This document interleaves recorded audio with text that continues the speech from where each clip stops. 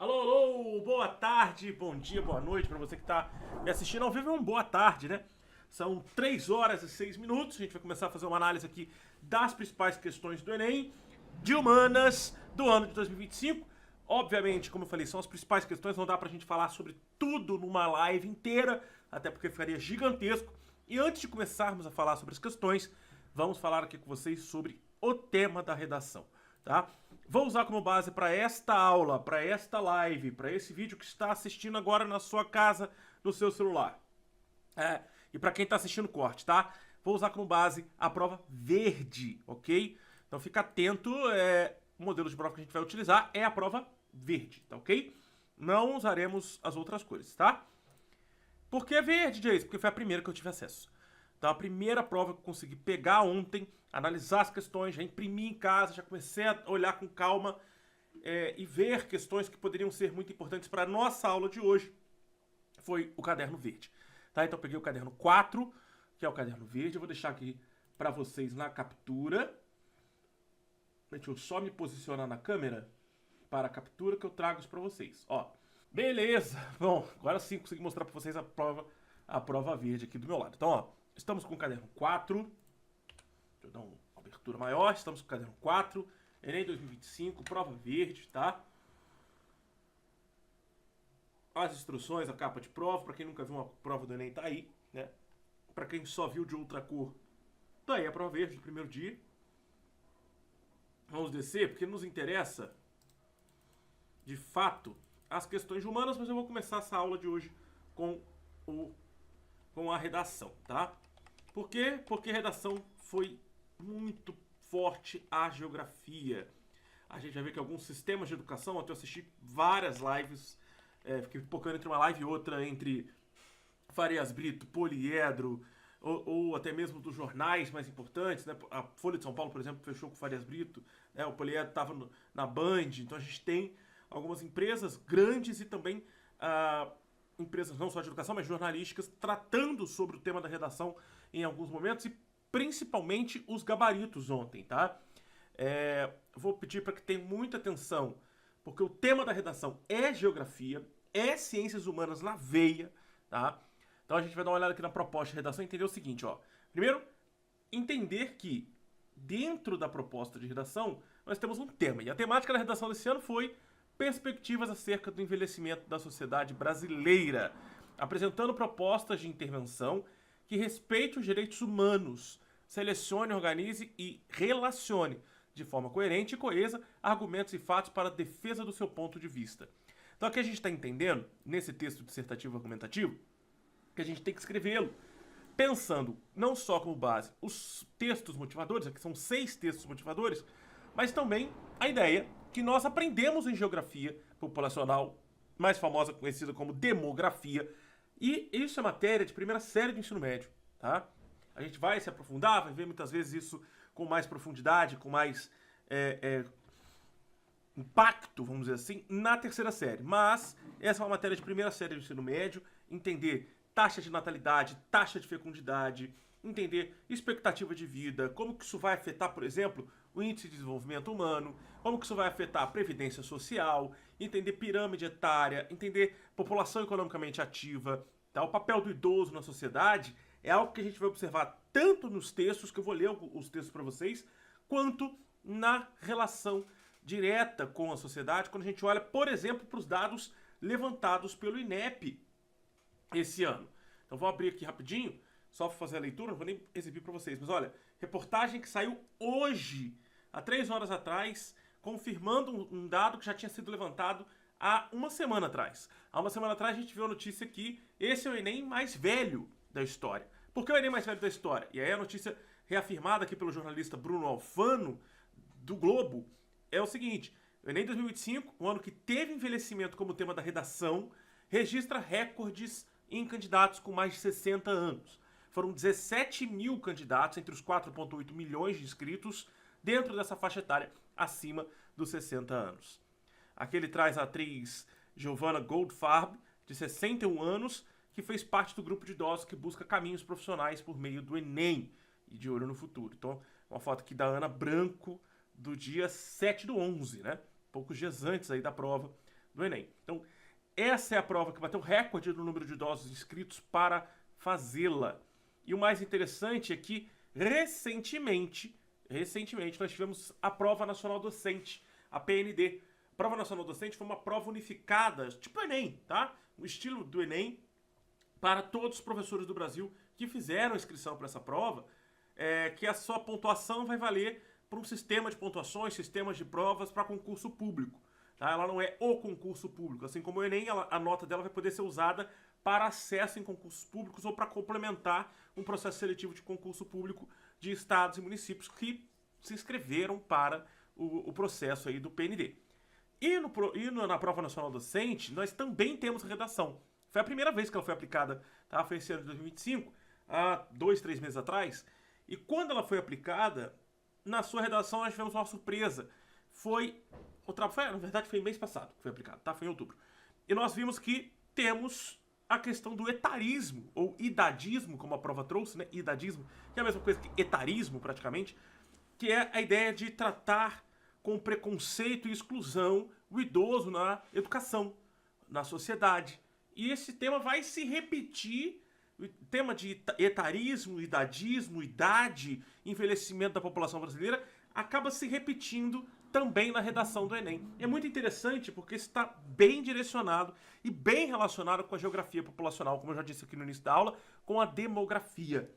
Então vamos dar uma olhada nos textos. Olha, o texto 1 fala que em 2022 o total de pessoas com 65 anos de idade ou mais no país chegou a 10,9% da população. Eu moro numa cidade que quase 17% da população é idosa. Tá? Eu moro em Volta Redonda, interior do estado do Rio de Janeiro. São muitos idosos por aqui que vieram na época da construção da CCN ou vieram na época dos primeiros filhos, né, desses construtores da Companhia Siderúrgica Nacional e construíram a cidade, ajudaram a desenvolver a parte urbana do município, viveram muito da CSN sendo a dona da cidade, a gestora do município, e hoje estão aí já com a sua terceira idade, já mais velhos, a maioria já aposentado também, né? Então a gente vai ver que é uma população já envelhecida e que tem as suas atenções aí de relações do Estado. Vou pedir desculpas porque, como eu estou gravando isso no estúdio, eu tenho uma cachorra, né, a minha cadela, a Hannah, ela tá aqui bem agitada hoje porque tá tendo muito movimento na rua, então ela tá um pouco latindo um pouco, dá pra ouvi-la no fundo ainda do vídeo, tá? Eu sei que dá pra ouvi-la, ok? Não precisa colocar aí nos comentários, não. A nossa querida Hannah tá um pouco agitada hoje por causa do movimento da rua, tá? Bom, voltando à questão etária do Brasil, são com uma alta de 57,4% em frente a 2010. 2022 vai apresentar 10,9% da população brasileira acima dos 65 anos. Esse contingente ele era de 7,4% em 2010. É o que revelam os estudos do universo da população brasileira, que desagregando idade e sexo do Censo Demográfico 2022. Então, são bases do Censo 2022, censo esse que foi divulgado este ano, com mais detalhes. A gente viu recentemente aí, agora na semana do Enem, os dados sobre nomes no Brasil, os nomes mais populares, os nomes mais registrados, com o maior número de população, né? A gente viu que Maria é um nome muito popular no país, com muitos milhões de Marias, seguido aí de José, no lado masculino, né, com um nome muito, também com seus 3, 4 milhões, né, de pessoas com o nome José, e Maria ali com seus 12, 14 milhões, eu não me lembro exatamente o número, mas era a casa aí das 12, 14 milhões, aproximadamente. Então, o Estatuto do Idoso define como idoso a pessoa de 60 anos ou mais. O corte de 65 anos ou mais foi utilizado na análise para este texto, tá?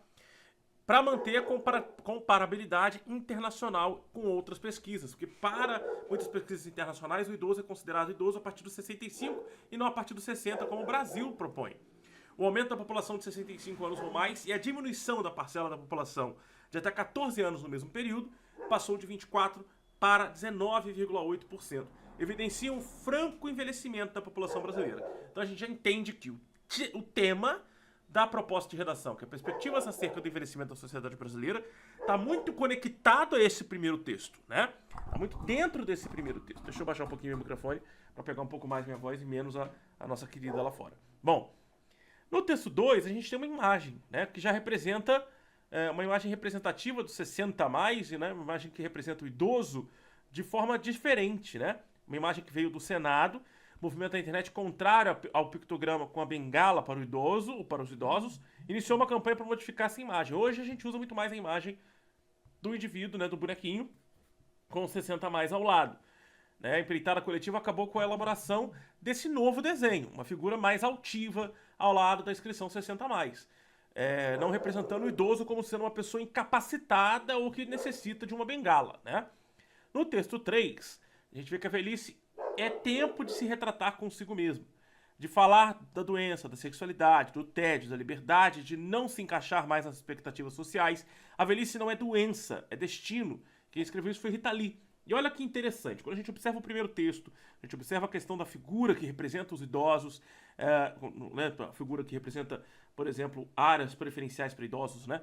No texto 3, a gente tem ali Fernanda Montenegro, Rita Lee sendo representados. Vou ler aqui a parte da Fernanda Montenegro. A atriz Fernanda Montenegro, de 95 anos, oferece em suas memórias uma síntese luminosa desse gesto de habitar o tempo com dignidade.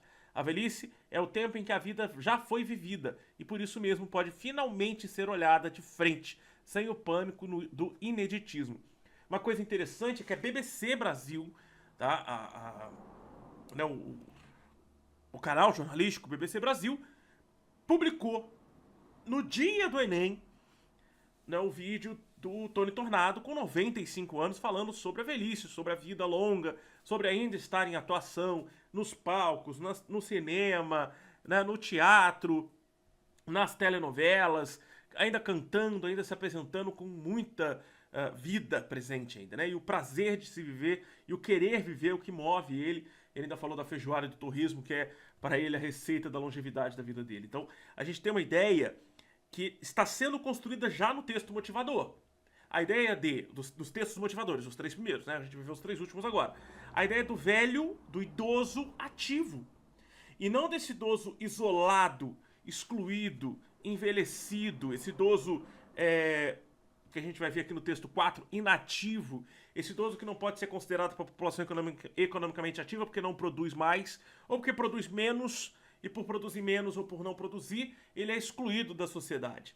Né? A gente pode falar nesse texto da redação sobre a exclusão, sobre o abandono, sobre a solidão do idoso, sobre o idoso não ser reconhecido mais como um indivíduo produtor, produtivo e ativo na sociedade, sobre como a sociedade envelhecida, a nossa sociedade brasileira, vem envelhecendo nos últimos anos, pela melhora na qualidade de vida, pela questão de termos a mulher inserida no mercado de trabalho cada vez mais. A gente vai ver famílias sendo construídas mais à frente, ou seja, a gente vai ver mulheres tendo filhos mais velhas, né? As famílias vão se tornando cada vez mais velhas.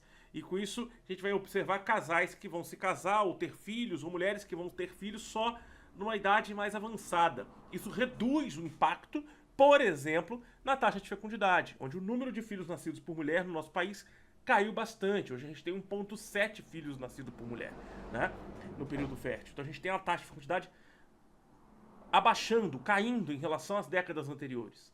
Isso a gente vai levar a ter uma população jovem, que é a população ali infantil e adolescente, bem menor do que as últimas décadas. E a gente vai observar que a população idosa vai crescendo cada vez mais, porque tem mais qualidade de vida, porque trabalharam muito mais a cabeça, estão mais preocupados com a saúde física e mental. A sexualidade do idoso veio sendo debatida muitas vezes, né, nos últimos anos. A gente vai observar que tem uma vida sexual ativa muito grande, muitas doenças ou infecções sexualmente transmissíveis estão muito presentes na vida do idoso, por não se cuidarem ou não terem esse cuidado desde a juventude, e eles ainda mantêm essa falta de cuidados na velhice. Então, o texto 4, por exemplo, traz essa nomenclatura interessante do estereótipo do velho ativo, saudável e com recurso, que pressiona o velho inativo, que é doente, geralmente de uma classe social mais baixa, mais pobre.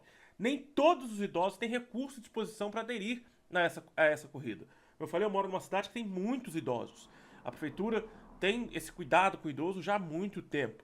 A gente tem várias praças públicas com aquelas academias públicas, né, com aqueles aparelhos de academia público, que tem em várias cidades do Brasil, mas esses aparelhos foram feitos inicialmente para o idoso. A gente tem uma academia do idoso, a gente tem uma escola para trabalhar o idoso, A Universidade Federal Fluminense tem um programa para idosos em Volta Redonda, exatamente para trabalhar a tecnologia, a informação, trabalhar o cérebro, trabalhar o conhecimento, para manter a atividade cerebral, cognitiva, mental desses idosos, ao mesmo tempo trabalhar a parte física, tá?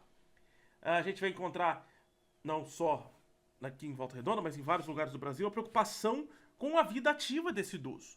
A vida ativa para que esse idoso possa não ser excluído da sociedade, não ser colocado de lado na sociedade, não ter a visão desse idoso como um peso social. Aí, como eu falei, isso acaba refletindo na própria previdência social, na aposentadoria e na construção do processo que leva à aposentadoria pelo INSS. Aqui a gente vai ver que nem todos os idosos têm recursos, a gente vai ver que idosos são os principais mantenedores de lares, muitos lares são mantidos por idosos pelas suas aposentadorias, muitas vezes ele já é aposentado ou aposentada, ainda tem que fazer um trabalho, ou se manter no trabalho que já estava aposentado, ou vender algo a mais por fora, viver uma vida ali informal, profissional, né, para poder manter as contas de casa e ajudar os filhos, ajudar os netos. Muitos idosos são os pilares de um lar. Tá? Por muito tempo já estavam acostumados a viver a vida dessa forma, e mesmo aposentados, idosos ainda continuam ajudando filhos e netos financeiramente. Então aqui, ó, 34% contribuem para os gastos, mas não são os mantenedores principais. 38% são a principal renda, mas contam com outras rendas. E 28% ainda sustentam sozinhos a casa. Pessoas entre 65 e 74 anos. Dados esses disponíveis aí no G1. E o texto 5 fala que Dona Maria Rita era tão antiga que na casa da filha estavam habituados a ela como um móvel velho. Ela não era novidade para ninguém, mas nunca lhe passaram pela cabeça que era uma solitária, só que não tinha nada para fazer. Era um lazer forçado, que em certos momentos se tornava lancinante. Nada tinha a fazer no mundo, senão viver como um gato, como um cachorro. Seu ideal era ser dama de companhia de alguma senhora, mas isso nem se usava mais, e mesmo ninguém acreditaria nos seus fortes 77 anos.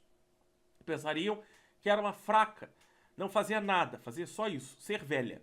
Então a gente está aqui no texto da Clarice Lispector, onde estivestes de noite, né?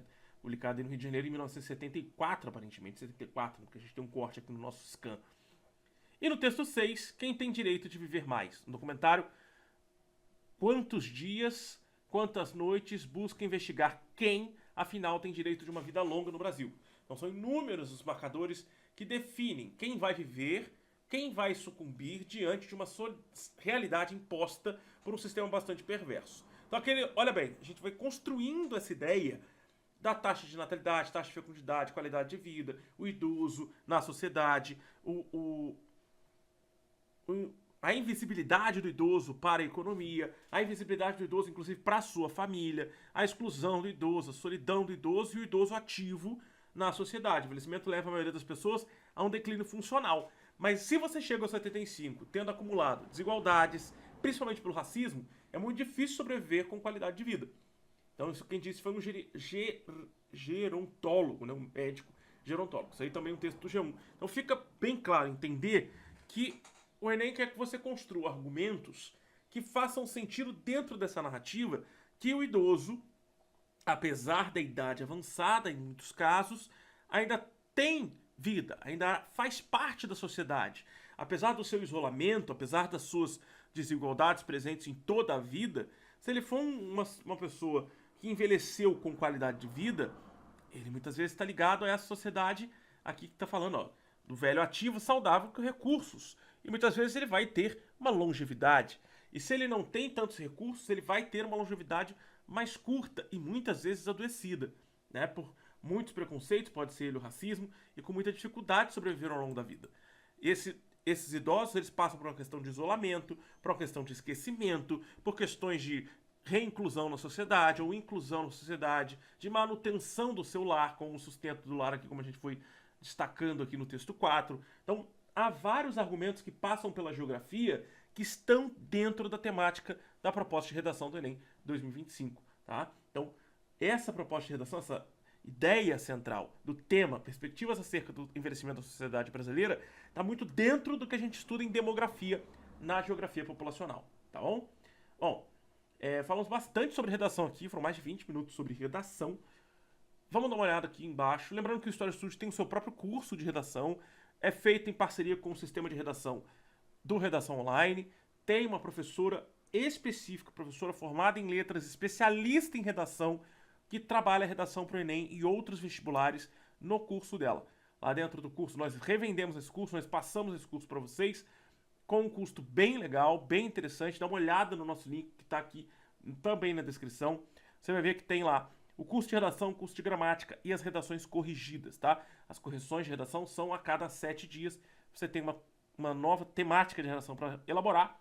E aí você tem também a resposta da redação anterior que você já elaborou para enviar. Você pode enviar sua redação à mão e ali o nosso sistema vai mandar para a professora e a equipe dela faz análise do seu texto e te retorna com pontuação, com correção, comentários, tudo marcadinho, tudo detalhado do que você tem que melhorar, do que você está indo bem, para que você entenda quais são as possibilidades de aumento de nota e melhoramento da sua nota e manutenção da sua nota para o Enem 2026, né? Agora a gente já passou para o 2025, vamos pensar no 2026 também.